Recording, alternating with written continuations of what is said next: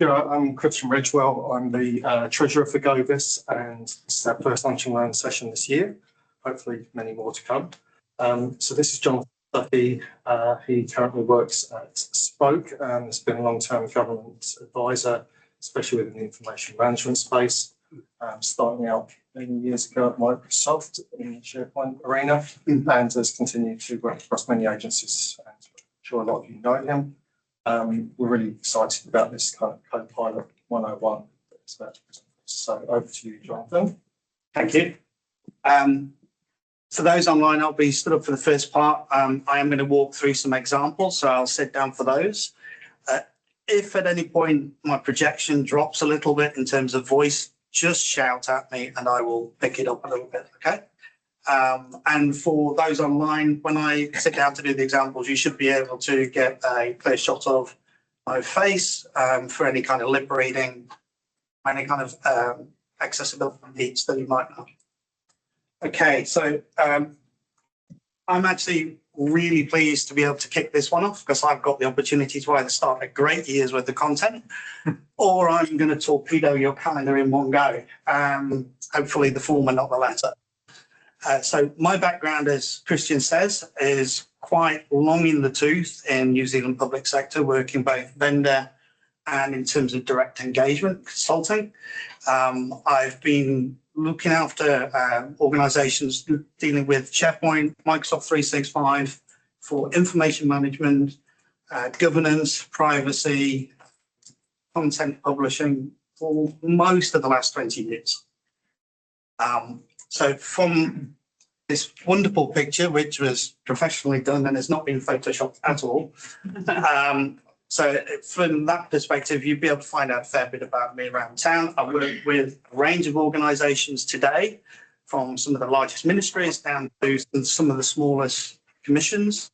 So I've got a range of experiences in terms of what we're talking to. As Christian says, I'm a part owner and do direct work through my business called Spoke. Today, I'm underneath my own auspices, so anything I say here is basically my own fault. If I've got it wrong, there's nobody else to blame. Now, hopefully, you've all thought you were coming to a lunch and learn session. Yes? Awesome. Because that's what I prepared for. The other thing that we're looking at here is I've titled it Getting from a 101 to a 301, which is an Americanism in terms of training and how they look at education.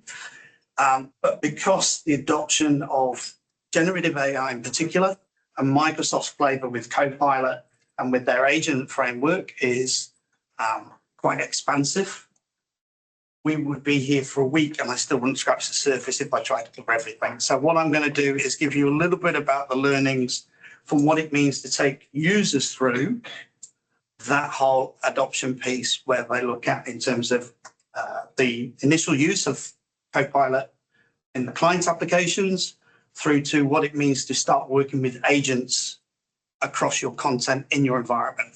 So quick poll, everybody here has got or makes use of Microsoft 365 for at least their email, the desktop apps, and or OneDrive or SharePoint, even if it's underneath Teams. The sea of nods, awesome, because if you don't, you're in the wrong room. Okay. So what I'm going to do is just a little bit of background and go, what are they and why they matter? And the very first point is Copilot is not a product. It is a brand. And at last check, just before Christmas, there were about 100, 117, something like that, apps, services, plugins, or other references to the content that Microsoft provide that are all branded Copilot.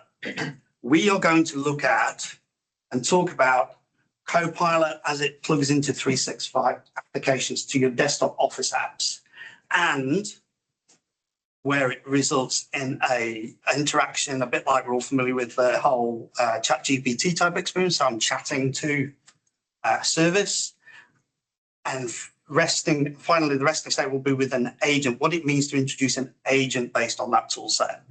That means I'm missing an awful lot of other stuff. Okay. Now, the reason for doing that is that Microsoft has thought about this very directly, and they put Copilot as a brand hooked into Office applications. And then they confuse things with marketing, but they've done that because what they're doing is targeting different styles of work, different types of output, and different types of activities. If we introduce generative AI, that does not take away the need to produce documents and content and media, capture minutes, sort out decision criteria, look at reports. All those things don't go away. So we need something that actually enables us to understand and make better use of this suite of tools embedded in the things we use day to day. So, excuse me. What we're looking at is a way that Microsoft is taking the whole approach to generative AI. Actually, a quick poll. Do people here understand what's the difference between the bigger term, AI, artificial intelligence, and what we mean when I say generative AI? Nods, nobody's shaking. Someone keep we're in the middle, that's fine. Just do a quick check. If anybody's got a problem online, I'll let Christian do a typed answer. But for our context, what we're looking at is something that facilitates and aids us in the creation of the things we do day to day, whether that's looking at communications, whether that's creating or managing documents, making decisions based on data we've received, any of a number of things. So what we're looking at is that's what we mean when we talk about Copilot for this session. Be very clear to ask anybody that stands in front of you what they mean if they use the phrase Copilot. Okay. So the other thing for us is that Copilot is just one part of what Microsoft's doing with agents, and they're starting to change their tune with branding and moving towards calling things more around agent and agentic delivery and agentic development. And that's because whereas Copilot's that helper in the application doing what we're doing, agents are the machinery behind the scenes that keep things working. In essence, they're providing a level of automation and consistency. They start to give us this promise of workflow did 30, 40 years ago. Workflow will make life brilliant. Stuff will just happen automatically. And it didn't. It was hard work. And it's still hard work. Agents start to make that easier. I'm not going to say easy because it's not. You're in a real danger space if you think it's easy. But they make it easier for you to guide what you need in terms of automation. Now, when I say that, everybody immediately glazes over and goes, we're in a techie talk. Well, you sort of are. But when I talk about automation, I mean, what am I doing for researching for an analyst paper I'm doing at the moment? What do I do about digging into creating new articles for a knowledge base based on a topic I haven't touched for 5 years? Some of those things are, how do I do the research? Where do I get my template from? How do I produce the output? And rather than taking 3 days through the use of Copilot at the front and agents at the back, it takes me 2 to 3 hours. And you go, is it the same quality of output? Well, it is if I've reviewed it and I put my stamp on it, because ultimately I'm responsible for the output of the tool. So the very first thing you should all be thinking of is, if we use these tools, does that make life easier? Yes. Are you still responsible and should you be accountable for what you put out? Yes. So that's the kind of messaging we've got to give people. So why it matters, and I apologise on this screen, I will zoom in because for those that are not in the room, our screen is looking somewhat damaged. It's faded out at the top, so I'm just going to zoom in for part of this. Is that we look at what Microsoft's telling us, and it's usually quite superficial. So I'm just going to zoom in a little bit. So they go, well, what is this? It's a way of working with, zoom in a moment. It's a way of working, dealing with work problems. So if you've got people in your organization go, we need to be doing Copilot, we need to be deploying things. We're not talking about a technology problem. They might think technology is a solution, but you're not. It's a work problem. And the work problem is the volume of information we're dealing with. So when they look at explaining the role of Copilot, Microsoft talks about reducing, summarizing, streamlining, providing some sort of shortcuts. That doesn't sound overly game changing if you take each little bit in isolation. And you get lots of demos around working in Outlook, an executive going, tell me what's going on for the week, you know, what happens with their assistant. Well, that's great, but what does that mean to you? You're working on drafting of a new policy. You're working on creation of internal guidelines for something. What does that actually mean when you start to look at those? You get 50 emails from a project manager who you've had 1 hour's meeting with previously, and you know they're like 1% of your time. How do you respond to it? So what we're talking about is how do we deal with reducing and responding to those? And then what is it doing for our human capacity? So everybody else in the room see that okay? Because I stood 3 rows back and I was okay, but I didn't go any further. Okay, good. So what does it mean for us is that it's the theory is it frees us up. What I've seen in reality is it makes people that are very capable, extremely capable. It makes people that were already good at something very visible. It makes people that were very bad at something or don't understand what they're doing very dangerous. Because suddenly they can spit stuff out that looks professional, that looks authoritative, and has no context. So ultimately, when we're using this stuff, it's all about context and what we do. Oops, just zoom in. So what we do is we focus. So when you're going from we want to start using Copilot and potentially agents, if you've got any idea what they are, where do we start? What are we doing? Really what you need to do is you focus. And that sounds a bit kind of flippant and markety when you do it, but that's the reality of it. How many people here have been involved with any kind of IT project? Right. How many people have done any kind of project where you had to go and talk to the users and change how they work? Less hands. You're working in both of those in this case. So that's what we're dealing with here. So when we focus, we actually need to focus on what we're doing. So I put together a little bit around the maturity model from what we're seeing that's coming out of things. And you know what? The maturity model doesn't look much different to any other maturity model. And that's because it isn't. Just like the project isn't really much different to any other project, except you don't pay lip service to governance and privacy and what ethics means in the environment. They're now real things that we always said we should have done, but now you have to, because if you don't, the chances that you will end up in a privacy breach, potentially an issue where you're going to be in some form of media, visible, getting a particular minister or whoever in trouble because they've been provided the wrong information in the wrong way, is very real. And that's the reason why people go, there's a problem with this, we've got to worry about it. You don't. You just need to be structured about it and actually put in the right safeguards. So what I did with my model was I looked at where we're starting and we're exploring with Copilot. And most organizations are doing that. Can I ask who's actually got a steering group with a mandate to look at Copilot?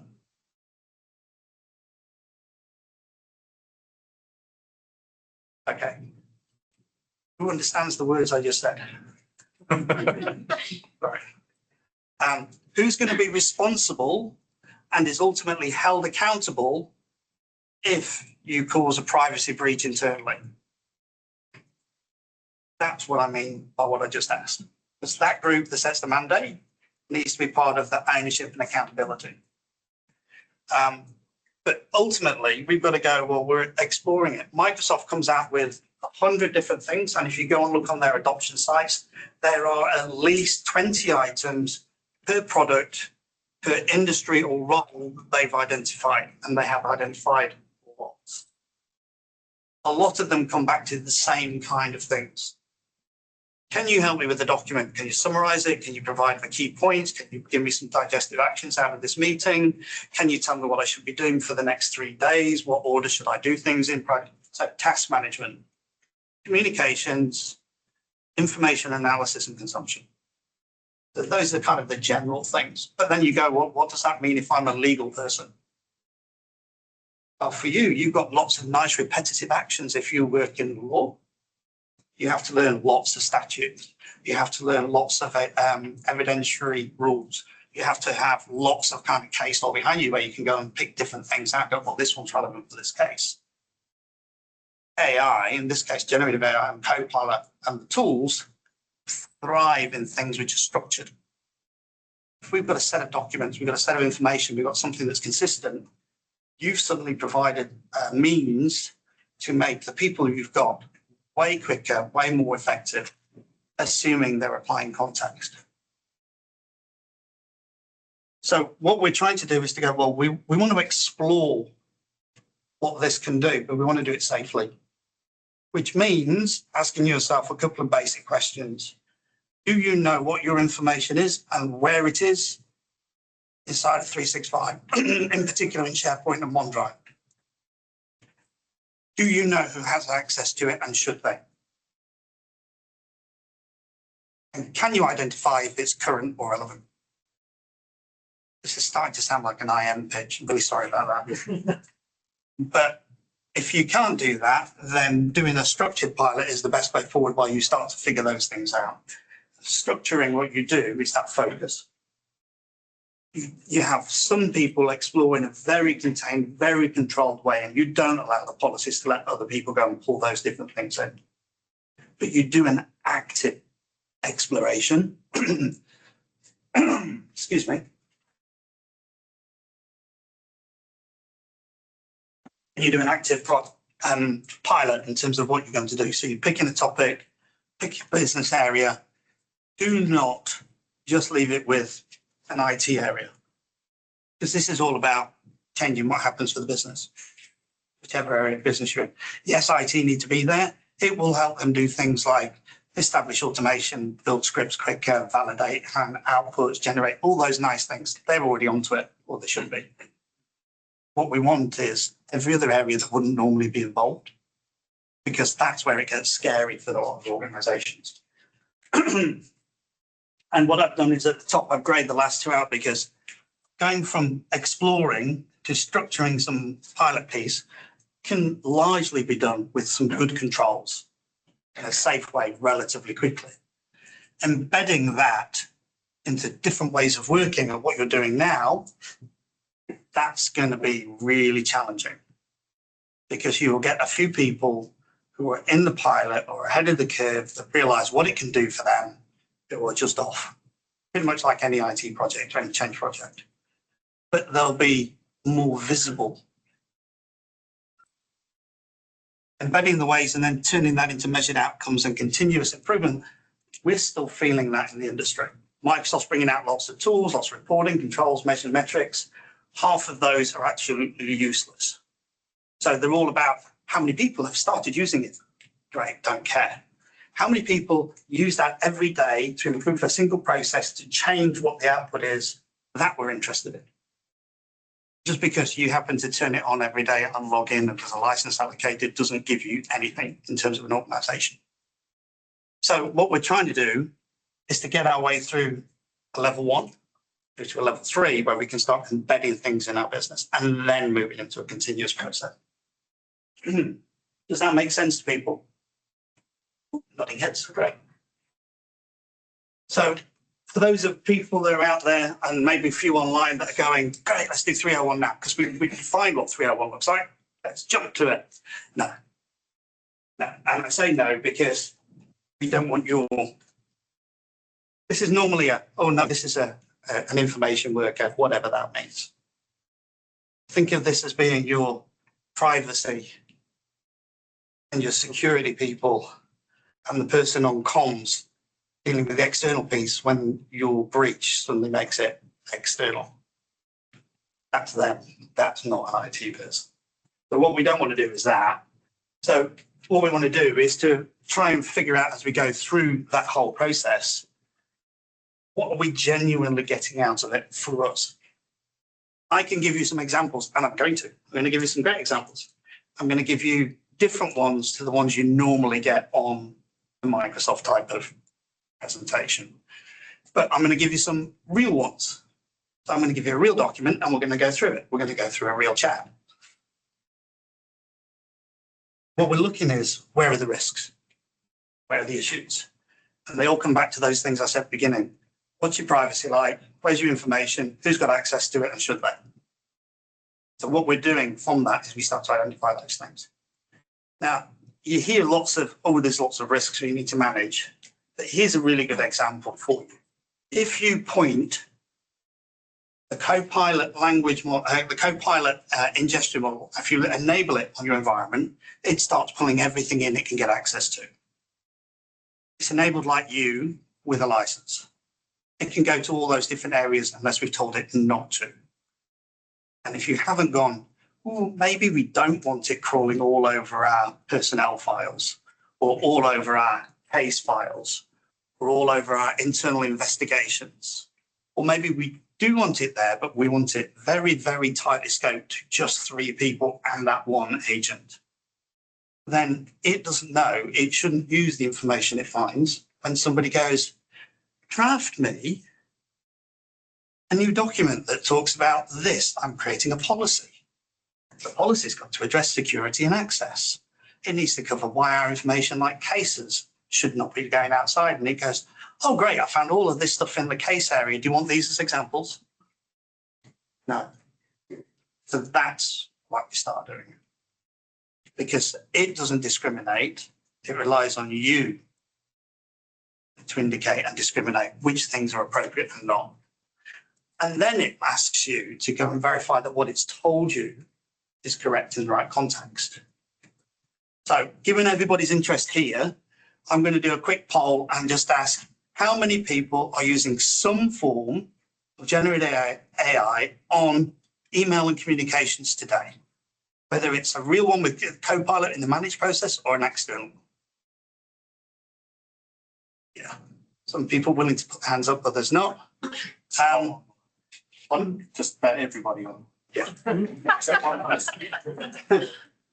So if you are doing that, and that age and that service is getting anything like close to the kind of information or response that you would like to put out, and you only have to tweak it slightly, it's learning your style and your lingual patterns and your approach from all of your content. Anything that's gone through the email service, attachments, everything. So you have a think about that and then think, what other information do you send out through your email that you might not want an AI to be using to inform how it responds to an email? Like sharing photos of my son on the top of a mountain somewhere, which turned out to be a live volcano, and he didn't tell his mum. Don't want that kind of thing informing it, because the wording on some of those conversations were a little bit looser than professionally would normally be acceptable. So, there are little things like that where we go, actually, those tools will do that. Copilot will do that.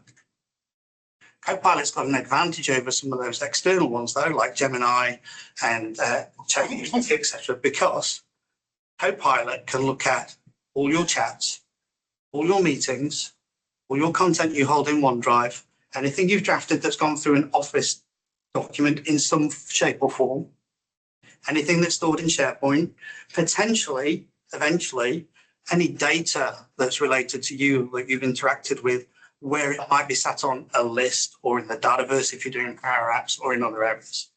It's got free reign over all of that. So once I finish scaring you, I'm going to do is that actually what we want to do is we want to use this to figure out what are the right things. And this is probably the key point. We actually want to build the leadership based on the confidence of what we're using and how it works. So our managed type pilots, our exploratory experience in terms of the group that's feeding into what we do with pilots needs to be done in a way that is evidence-based and measurable, and we have an ability to respond to it. So what we're going to do, I'm going to do a couple of examples. I'll show you a couple of things that have come out of recent working with a couple of the Office apps. So we'll start with that end of the scale. And really what you've got at the beginning side of it is that whole, it's the person sat next to you. Don't think of it as AI or a technology. you get the most out of working with the Copilot tool at that end by treating it as a colleague. It sounds daft. In fact, it's really weird when you start to do it. But when you start having a conversation with the AI, as opposed to go find me this, find me all the documents related to Christian and data cubed. Okay, well, it can do that. That's kind of irrelevant. That's just search. Go and extract all the relevant things there that talk about business strategy and tell me the 4 recurring points over the last 5 years is a bit more interesting. And you're starting to talk to it around intent and outcome. So the difference between starting at a 101 is your people using just using like a search engine. Do this, find me that. And that is so basic, that's kind of almost irrelevant. Then we can kind of move to, and I'm going to show you some stuff around what Microsoft previously called BizChat, then just got branded Copilot, and it was Copilot over search. Now it's Copilot again, God knows. It's basically the ChatGPT equivalent front page, which is arguably the most useful tool out of all of those because it's the most general tool until you realize what you can do with the Copilot in each of the apps. The Copilot in each of the apps is tuned specifically to what that app is capable of delivering. And then we've got agents, that whole kind of heavy duty, heavy lifting machine layer that I was talking about, the bit that helps facilitate what you do. Microsoft has given us dozens of examples. So as soon as you buy a license for Copilot, you pay for the Microsoft 365 Copilot and turn that on, you have access to, I think we're into something like 30 plus direct agents that they list now in different areas, research agent, analyst agent, knowledge agent, which are all kind of nice and generic until you start putting them to use. So there's a whole raft of stuff that we do here. So if I looked at some of the desktop ones, and I'm going to show you stuff with Word specifically in a minute, I'm not using my inbox. Yes. So with the agents, Yes. are they automatically on your organisation's Copilot, or do you have to ask for them to be put on? Or That's a really good question. I'll just tip everybody online. So we've just got asked whether or not when you enable the license for Copilot, are the agents already there, or do you need to do something to enable them? The reality is Microsoft's technology is already doing that before you've done anything, but your access to the agent experience and the tool for setting them up is not enabled until we put in place a policy with named or group specific users. But as soon as you're licensed for Copilot 365, that facility is already there. but then if you don't have, it's not enabled for you, but you want it, where do you go for that? That is part of that exploring and piloting that I was talking about, and that should be part of your exploratory framework. So the reason why I put up these 3 areas is because these are the 3 primary touch points inside of the Copilot's brand experience in the desktop app, through the chat experience on the UI, which is a bit like a super set over the search experience today, and into an agent directly. And if you're doing any kind of exploration, any kind of piloting, you should be looking at each one of those in context. And there's some examples of which I'm going to throw an agent example in there, and I'm going to show you a couple as well. So, Thank you. but good question. So some of the things that we get from the inbox side of things, Microsoft goes, show me the things that I've got to do this week. Yay. Whereas what we've found works better is you go, well, actually, craft me something that's polite, that's appropriate, that's in context. I'm talking about what they need to do. You will have the slides, so you don't need to take pictures. So you go, well, what's happening with those? And you start to work like it's an assistant. So you literally think of the Copilot in the Outlook and in Teams like having a PA. It is as good as having a junior PA. Not somebody that's as good as a really good PA that becomes an executive assistant or an executive officer, because they know the business and what you're doing. Juniors go, well, how can I help you with that? So think of it at that end of the scale, but it gives you somebody that does that really, really quickly. Ridiculously quickly. Thing here though, and I've mentioned it a couple of times, is when you use Outlook Copilot to do something like a response or draft an email, create a campaign that's going to go out to a few people. I've used it for some of that. Ultimately, it's your name on the thing that goes out. Therefore, if you haven't read it and you just accepted it, you are the person that is responsible for whatever the fallout is. In the same way that if you just hit a auto response and don't think about whatever you've typed in, you just go, yeah, sure, send them an emoji or something, you're responsible for how that's interpreted. In terms of documents, and I'm going to jump into this one and show you an example. Most people think of this as how do we start creating something? Where do we start with a document? Virtually nobody ever starts with a blank document. You've always been asked to do something. You've been asked for an output. You've been given a request around how to shape that information, what kind of format it should be in. If it's a recurring communications, an executive report, something like that, we've already got a format. So we kind of know what we're aiming for. Copilot does as well, because it can look at your documents, and probably has before you got to it.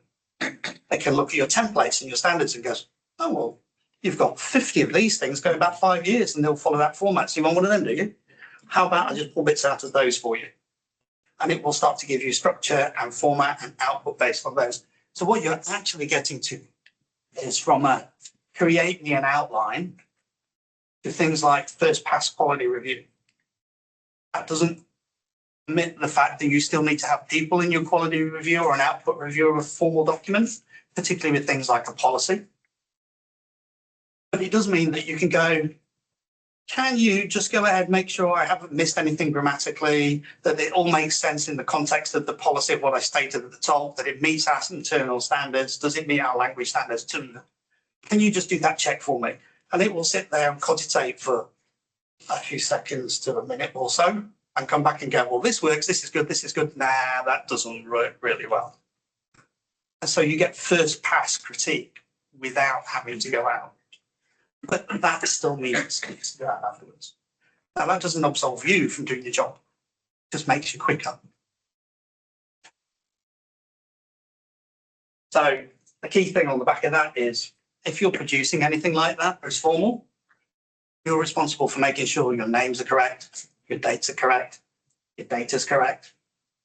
If you've got statements around other policies internally, make sure those policies exist, because just like anybody who's tired at the end of the day and mistypes something, in AI, we call it a hallucination. It goes, oh, well, I'll just make that one up because I'm sure it exists. Or I'll put a placeholder in because it should exist. Based on everything else you've got, I'm sure there is one. No. Now, you can control some of those things, but you can do that for people as well. What you do is we train them, we give them guidelines, and we review what they do. And we do the same thing here. And lastly, on the data one, and I'm not going to jump into this one because I need decent data to do that, is that you can actually use this stuff to give you some decent insights across those.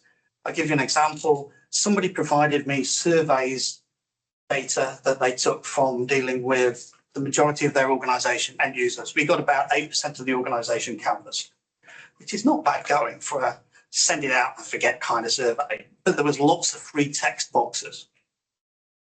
Bad practice on a survey like that, because what you want is data points you can actually analyze. Gave it to Excel, asked that to go, what can you find or infer from these answers? And it pulled out, oh, well, this looks like a trend based on the people using these terms don't trust this kind of data, because where they've said sort of or maybe or kind of, then there's no kind of, they're equivocating, there's no kind of support behind it. And it pulled out lots and lots of data. I could go back through and then cross-check every single data point it used to get to that conclusion. Did it in a minute and a half.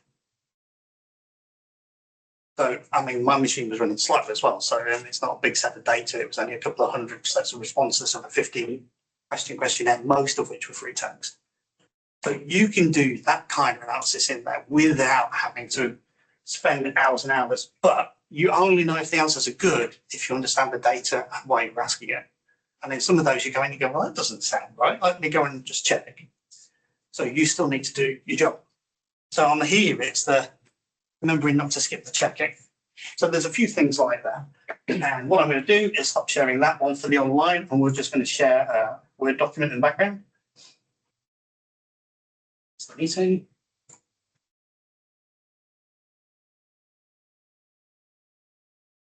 Okay, so a nice appropriately titled document. AI adoption toolkit, so manager's toolkit.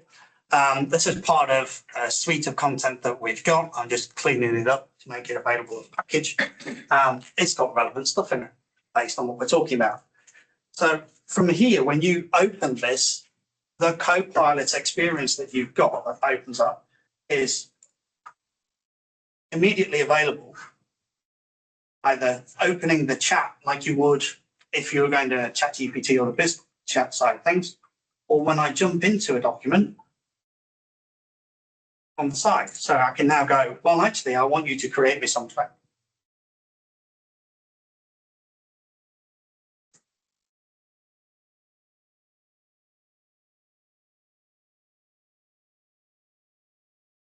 Let's see if it copes with my bad spelling.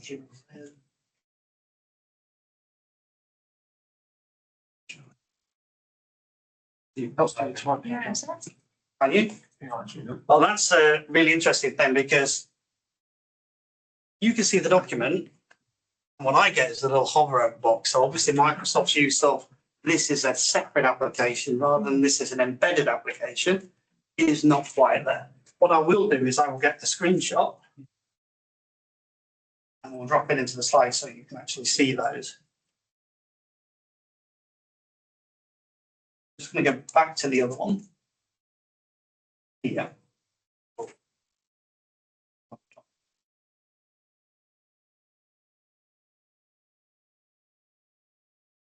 We just switch the sharing option and we'll just go with the full screen for everybody to see, and that will take away that issue.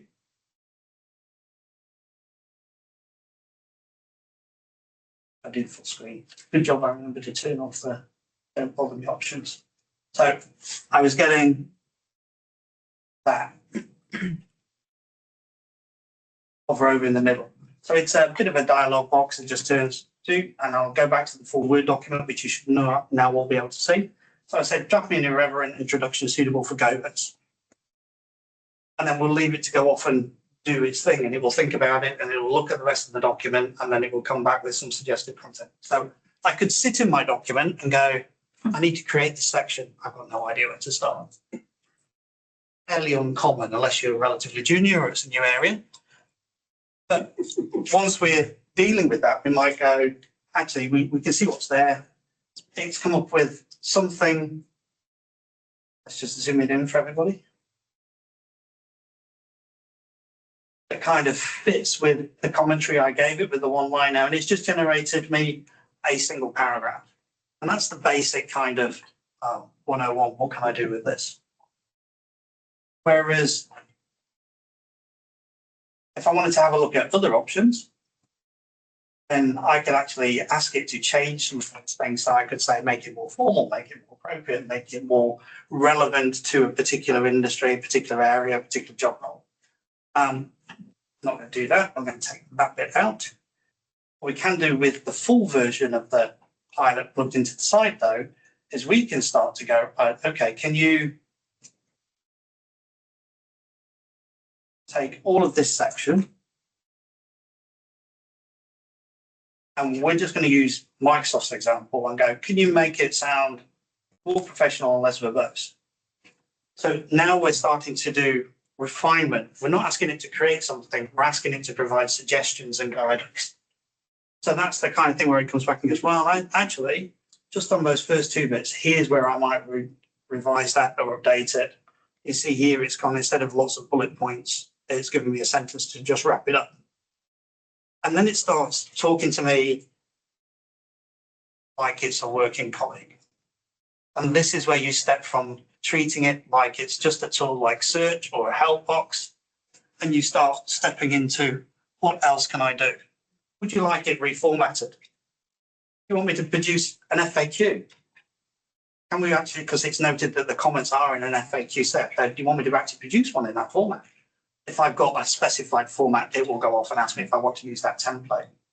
So we're starting to see it do other things on the back of that, and you can see how quickly it's just turning around individual requests. Now, if I want to do this the way that Microsoft deals with that, they go, well, actually, can you add me a summary or anything? Well, that's sort of irrelevant when I look at some things. So what I'm going to do here is we're just going to have a look at some of the options. The difference between Copilot when it's embedded in your desktop is it's trying to engage with you in a natural way. So instead of typing, I've got options on the bottom that allow me to speak to it. I can just give dictation and it could do that. So dictation's been around for 40 years. Actually. But if I talk to it interactively, I can start asking it, can you help me reformat this to make it more appropriate for a distributable package? And I've got examples of some of those where you have that kind of conversation that backwards and forwards starts to help it refine what it's you're after. And so essentially all you're doing is giving some fit and finish and an approval on what it's generated for you. Because essentially it's talking to you to get the ideas out of your head. So it can generate that for you. It's doing that in the context of Word, in the context of a reporting document. If I was to go onto, so we write this in a post pattern, 10 minutes. So if I was to jump onto something like, here we go, presentation, and I wanted to deal with that here, and I go and talk to it, then what it's going to talk to me about is design, language, look and feel. You can already see that what it's asking me to do is, yeah, it wants me to summarize things, but what do I want for takeaways? How are we going to deal with messaging? It's changed its context. It's talking to me about communications and the communication framework. So I could still put in that in terms of the command from Word, but I'm going to get a slightly different output.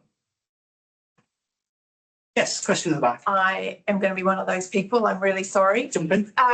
I find, so I feel that I'm utilising Copilot in the way that you were talking about here.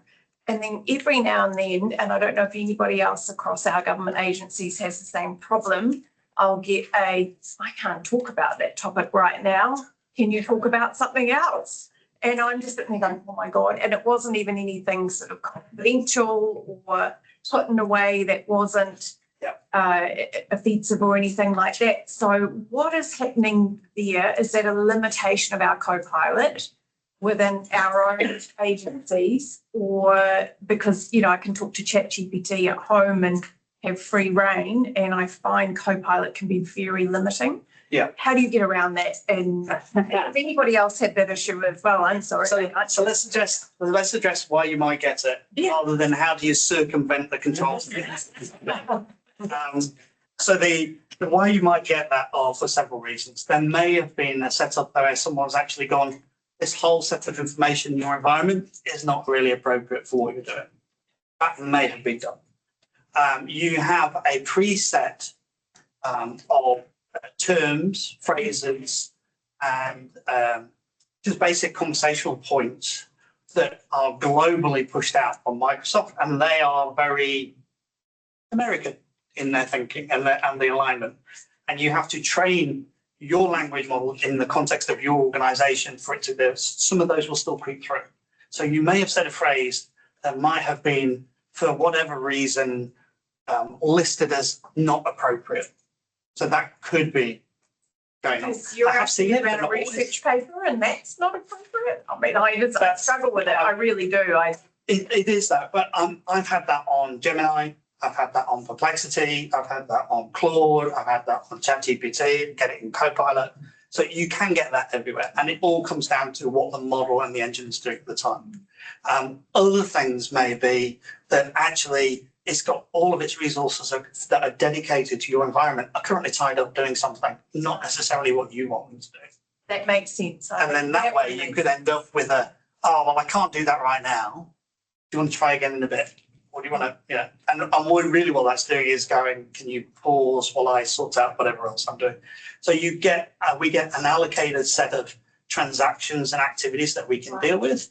And our license with a 365 Copilot license actually is almost like it's unlimited.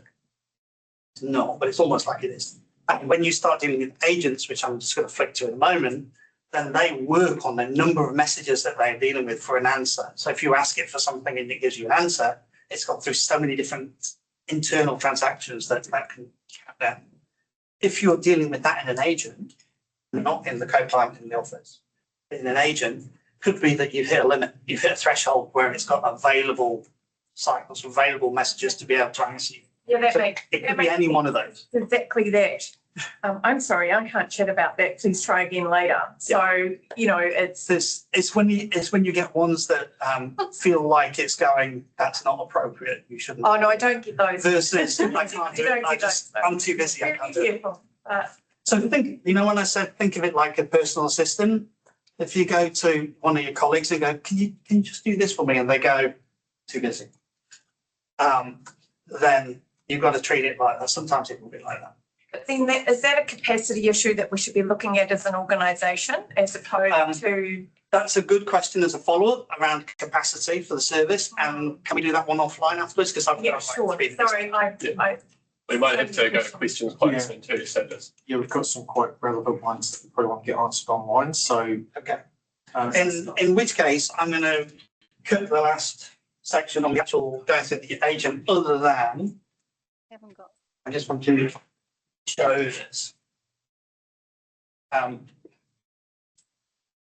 Dealing with an agent in its own right, I can get to the agent in the context of my working area, my library or my site, or I can even toggle and go straight to that from within the context of what's called what was BizChat is what I had on there, so which is like the search one. This is one that I did for an organisation that asked me a couple of questions a couple of weeks ago.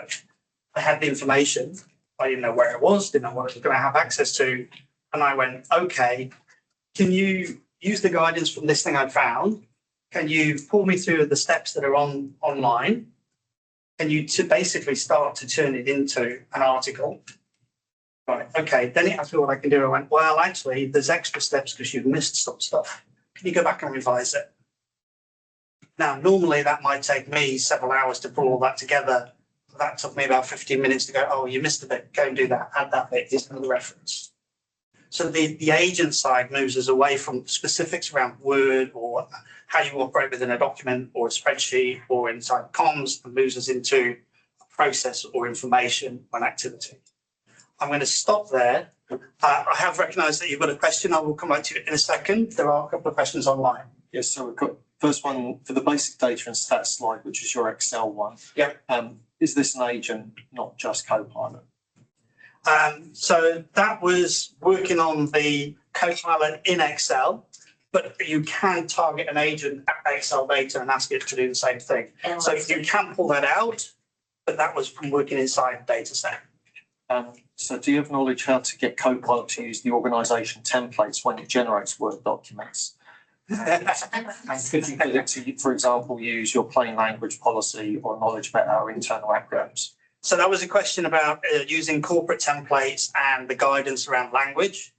It is, you can tell it to fairly easily, you can get the agents to work against your corporate guidelines and language and tone, because typically they're encapsulated in documents or on pages somewhere. And we can go and tell it to ingest those and apply those rules because they're formatted as rules. So we can do that, and you can have that as a default, and we can set that up as part of an agent when you do a pilot on an agent. Getting it to use your templates is a whole other challenge, which I will save for a different session, because I really struggle to get it to do that. You can go, here's 5 documents, there's my corporate template. It will go away and then says, do you want me to put the header and footer in like corporate template? I'm going, it's in the corporate template, do it. He goes, oh, well, do you want me to format it with no, just do the corporate template. So I'm still working through some of those. There are ways to do it. I've got colleagues overseas that do it, but I just haven't got to the bottom of why it just will not like mine. Sorry, there's another question there. Follow on from there, are you Yeah. using the Copilot Create brand kits? Because you can push in the Word and PowerPoint templates. And Yeah. it follows the rules a bit more, but it still gets a little bit creative. So yes, I have. Yeah. I've also made use of Frontier. Frontier is Microsoft branding for basically pre-release and beta versions that come out. But they do one for each of the Office apps. And I use the Word, the Excel, and the PowerPoint ones a lot. I also use OneNote. OneNote one's really good. So I do use those. I have tried them. As I said, there's something with my templates, and I haven't got to the bottom of it yet. So I'll come back to the come back to you about that one. But you can. I've just not successfully achieved it.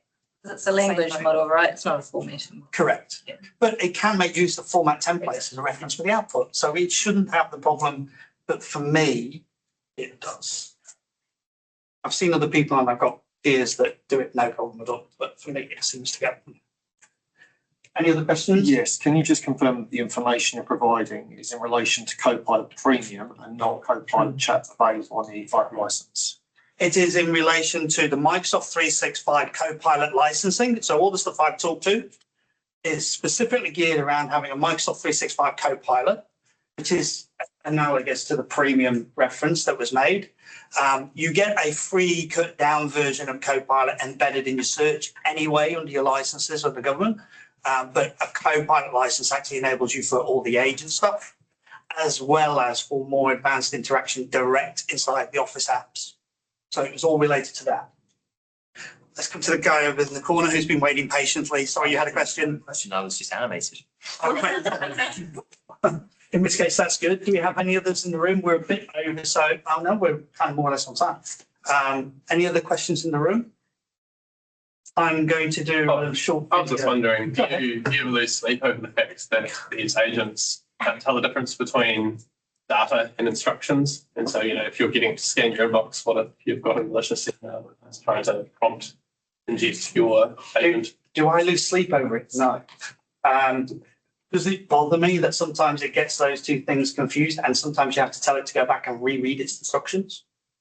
Yes, because there should be a mechanism whereby you can go, my instructions say, this is always formatted this way. You always look for these things. We always ignore those things. We always, kind of pull it in. So for me, you go, always respond in UK English. Be slightly irreverent in your approach. Always use your terms as though you're a consultant who deals with these sorts of technologies. So I have those sorts of things there. And then every so often it spits out Americanisms and I go, why is it just ignored the instructions? It is exactly what you're asking. It's a known set of issues. There are ways to engineer the prompts so that happens infrequently as opposed to with monotonous regularity after kind of 5 or 6 different iterations of what it does. And there is a definite focus on ensuring the reapplication of settings versus the ingestion and management of data. It's an ongoing area, but it is a known weakness. So we've got 3 that kind of similar questions. Okay, can you summarise them? Yeah. Can I replace Christian with Copilot? Pretty much around how do you control the significant influence that Copilot may have and what guidance do you have around that? Control the influence. Do you mean the fact that eventually it's starting to basically train itself on its stuff that it's created? Or are they talking about How it's more around the ethics, how research is showing over reliance on AI to cause its skills to deteriorate. As we avoid that, what guides have come across about including declaration statements when AI is used to influence or generate event? Okay, so as part of a pilot model going from a 101 to a 301, one significant element is looking at the not just the governance framework, but the communications and the way you signal or you reference information. So I'm going to come to that bit first. And so having things like, today we have disclaimers on the bottom of documents. This thing was written by a person, they may have got stuff wrong. AI services everywhere go, oh, I may have got it wrong. If you're using AI to do significant work inside of your content, you should have a reference to the fact that you're using it, what you're using it, why you're using it. So if you go and look at articles I've written, it says, I used it to generate these images. I used it for the topic ideation. I did it for this. Ultimately, you are responsible for that output. So if you've said it's okay to use that, then that's on you. Just in the same way that if you take somebody else's homework, cut and paste all the bits out into a new document, and you forget to change the references to the previous manager, teacher, whatever, then that's on you. That's not the tool, that's your usage of it. It is harder, you definitely get a noticeable softening of the level of quality control that you put in if you are not careful. So as part of that getting from a 101 to a 301, when we start to look at embedding these things into how we work, that has to include quality assurance, internal peer review, content output assessment and review, percentage of usage, and if that's something that actually should just be automated versus is actually user interaction driven through this tool. So it's challenging. There are no prescriptive models that talk about how best to deal with the impact of cognitive impact on your users. I just put my cognitive decline down to my age, and most people go along with me. It could well be that I've been using generative AI for far too long. It's more like my age. But yeah, so there are things you've got to do to manage it, but it's got to come out of that framework when you're transitioning through the level 100, level 200, level 300. That's part of what you're embedding, not training on how do I change the prompt. It's how do you manage the quality, the output, the review. It's all of that. Sorry, there's not a, hey, you flick the switch and we're sorted. Sorry, you had a question. Yeah, I was really interested in one of your first slides where you listed the step 4 was to measure what you're doing and whether you're being productive or it was right thing to do. But it sounds like a lot of the controls that you're talking about, whether even to proceed is about quality assurance, got the right mechanisms in place, got the right governance in place. So I was curious why you would exclude measuring it actually in pilot or idea. I don't exclude measuring it. You should have hard evidence. Yeah. But your hard evidence is not how many people have got a license or how many instances of a message was created. Right, those sorts of metrics. Right. Yeah.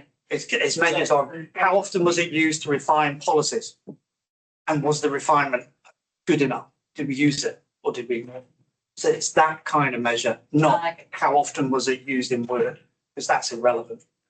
I do have a question at that point, just to say, I've just emailed you about that exact thing you just asked about. So it's the same question. Yeah. Too far. Great. All right. I'll close on that. Yeah, we'll leave it there. Thank you very much, Jonathan.